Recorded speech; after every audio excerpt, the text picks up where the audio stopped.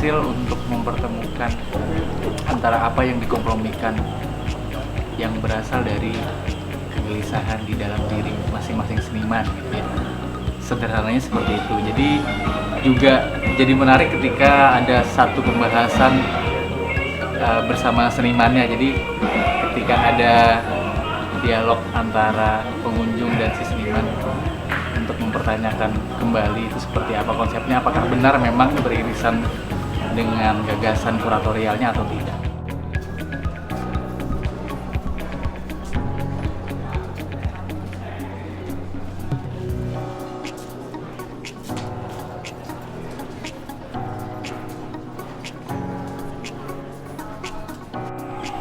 Menurut saya sih setiap pameran tuh saya selalu mencoba merefleksikan kembali dengan judulnya, dengan bingkai tematik yang diangkat dari sebuah pameran. Kalau kita merefleksikan lagi dengan titik temu sih, saya seperti melihat karya di sini seperti titik temu antara sebuah karya yang artikulatif dan yang ekspresif. Beberapa karya saya melihat cukup artikulatif untuk menyuarakan tentang problem konteks mikro yang bersinggungan dengan konteks makro.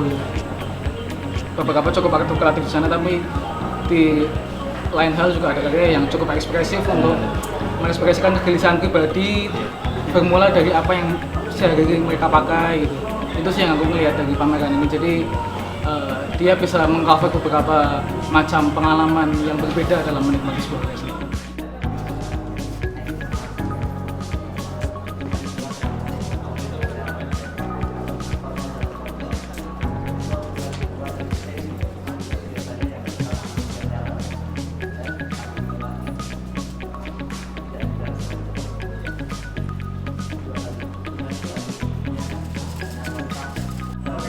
Di acara ini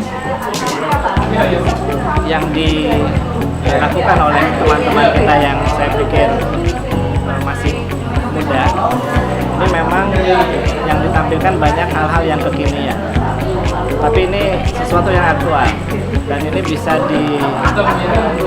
bukan diperdebatkan sebetulnya, tapi cara pandangnya akan sangat luas dan sangat beragam.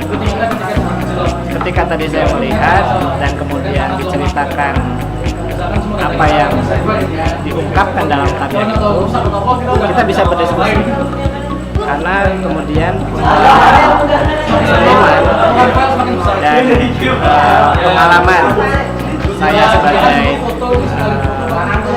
penonton itu bisa saja memiliki dinamika yang berbeda. Nah, ini bisa memperkaya.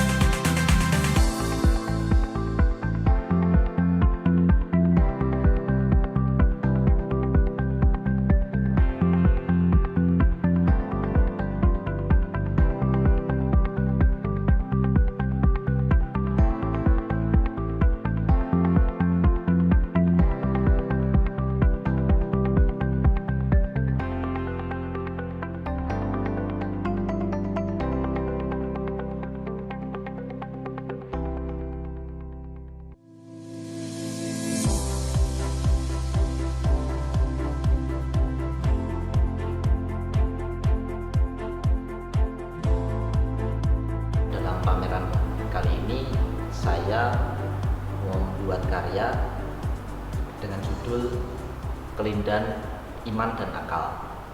Judul itu saya peroleh dari proses pencarian saya ketika tanpa sengaja saya menemukan beberapa argumen di dalam timeline sosial media saya tentang politik identitas dan isu-isu tentang kekerasan atas nama agama.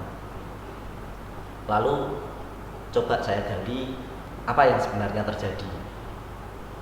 Saya mencoba membandingkan bagaimana perilaku itu bisa muncul, dari mana. Saya runut bahwa ternyata saya menemukan ada pertarungan antara iman dan akal yang itu abadi. Tentu kita bisa lihat di berbagai masa, bahkan sejak sejarah manusia itu ada sampai sekarang, hanya saja wujudnya menjadi berbeda-beda. Setelah kelindan antara iman dan akal itu, saya menemukan tiga bentuk perilaku manusia. Yang pertama adalah bentuk orang yang dominan menggunakan iman, dan yang kedua adalah bentuk orang yang dominan menggunakan akal, dan bentuk ketiga adalah orang yang berada di tengah-tengah itu. Dia memilih titik temu atau jenis kompromi dalam menyikapi antara akal dan iman. Tiga kelompok itu masing-masing kemudian punya perilakunya sendiri-sendiri dalam kehidupan sehari-hari. Bagi yang tidak menggunakan akal, dia hanya menggunakan kepatuhannya terhadap iman itu, maka dia hanya akan menjadi serupa zombie-zombie tanpa kepala yang saya gambarkan di belakang saya ini, yang kemudian dia bisa digerakkan oleh si pemilik akal, yang kondisi terkini biasanya itu terjadi untuk kepentingan politik, agen-agen politik yang kemudian bisa bermain, aktor-aktor politik di belakang itu yang sengaja memobilisasi orang-orang yang hanya percaya tanpa mau menggunakan akalnya untuk dimobilisasi untuk kepentingan politik. Dari situ juga kemudian saya menemukan kehadiran Tuhan di dunia itu dia hanya berdasarkan tafsir. Tuhan tidak pernah benar-benar hadir dalam dunia. Sementara tafsir-tafsir itu cenderung bersifat kuasa. Ketika tafsir itu kemudian tunggal atau tidak ada tafsir lain yang kemudian boleh dan bisa didiskusikan kembali, maka yang terjadi bukan kompromi tetapi pemaksaan kehendak. Bahkan si pengguna tafsir itu kemudian menghakimi tafsir yang lain seolah-olah dia menjadi Tuhan, dan itu menjadi perwujudan Tuhan di dunia yang sebenarnya Tuhan in absentia, dia tidak hadir. Yang hadir hanya pemilik tafsir itu yang sifatnya kuasa.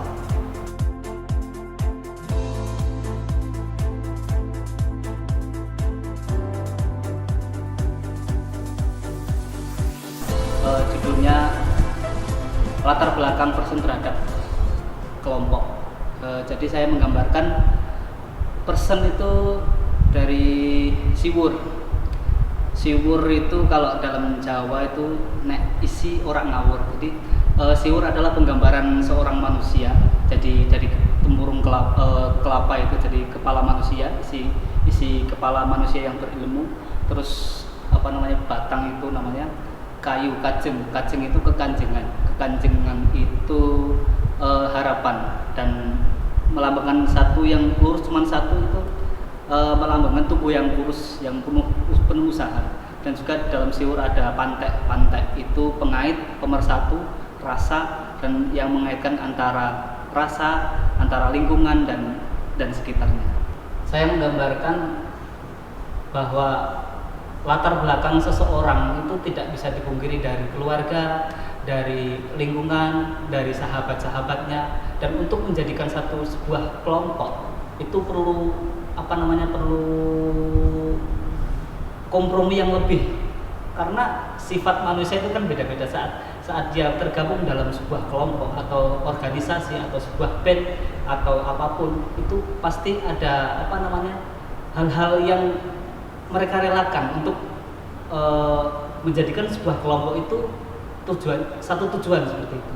Jadi saya menggambarkan ini adalah sekelompok orang yang berkumpul menjadi satu dan menjadi satu buah bentuk yang berbeda.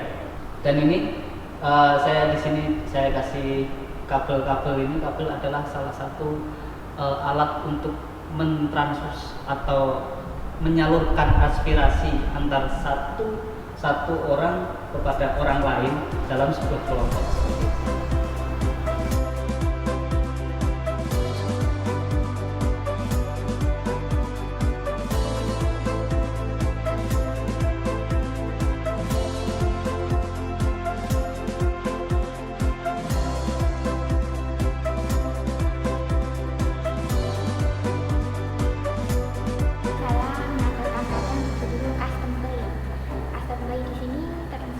Dari permasalahan di hijab cosplay, yaitu di mana gadis-gadis muda yang menyukai cosplay dan tetap berkeyakinan untuk menggunakan hijab, dia tetap berekspresi, tetap menyukai hobinya dan melakukan hobinya dengan mencoba melakukan hobinya itu dengan kostum-kostum yang unik-unik dari tokoh-tokoh yang mereka gemari.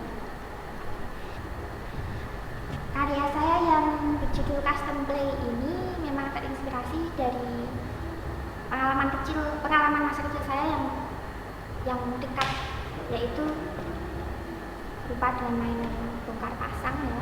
Dan bongkar pasang itu dimana kita melakukan permainan kostum.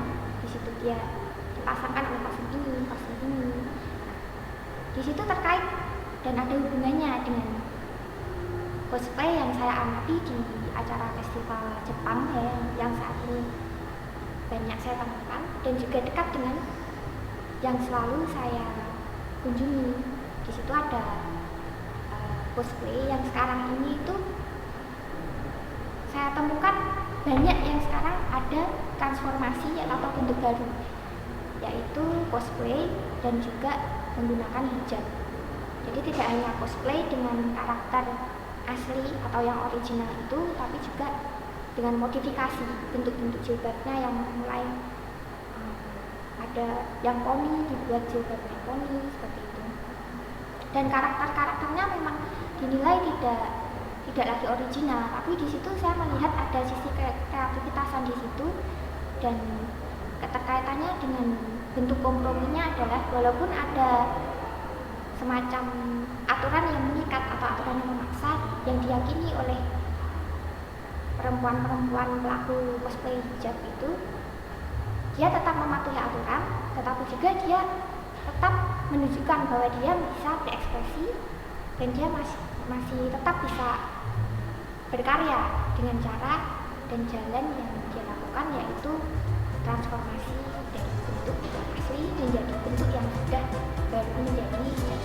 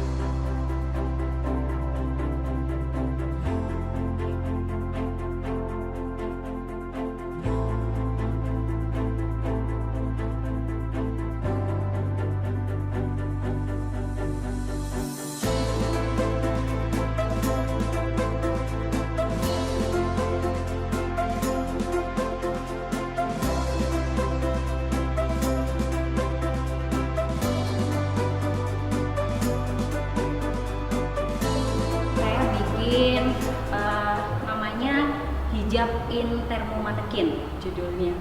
Nah, karya saya ini, instalasi ini bercerita tentang bagaimana seorang perempuan di Indonesia itu dia berkompromi dalam berjilbabnya.